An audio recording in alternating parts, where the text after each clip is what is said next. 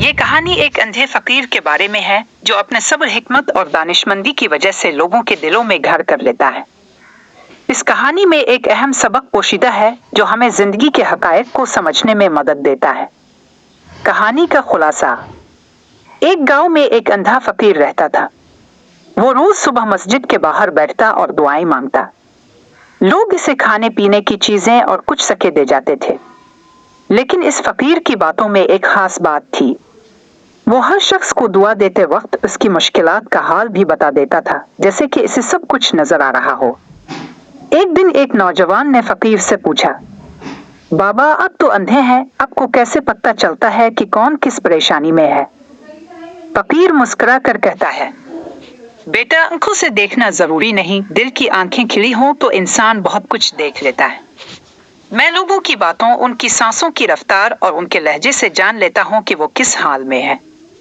ये सुनकर नौजवान हैरान रह गया। इसने सोचा कि वो फकीर को आजमाए। अगले दिन वो फकीर के पास गया और अपनी आवाज बदल कर बोला, बाबा मेरे लिए भी दुआ करो। फकीर ने फौरन कहा, बेटा आवाज को बदल लेने से इंसान की हकीकत नहीं बदलती। तेरी परेशानी वही है जो कल थी। सच बोलने से दिल हल्का होता है, झूठ से नहीं। ये सुनकर नौजवान दंग रह गया। इसे समझ आया कि फकीर का इल्म ज़ाहिरी आंखों का मोहताज नहीं, बल्कि वो दिल की आंखों से लोगों के हाल को पहचान लेता है। कहानी का सबक।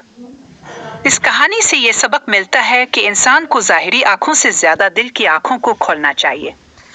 हिकमत, तजर्बे और तवज्जो के साथ इंसान बगैर देखे भी बहुत कुछ समझ सकता है। सच्चाई, दियानत और खुलूस दिल के साथ लोगों के मसाइल को महसूस करना इंसान को बड़ा और बाइज्जत बना देता है।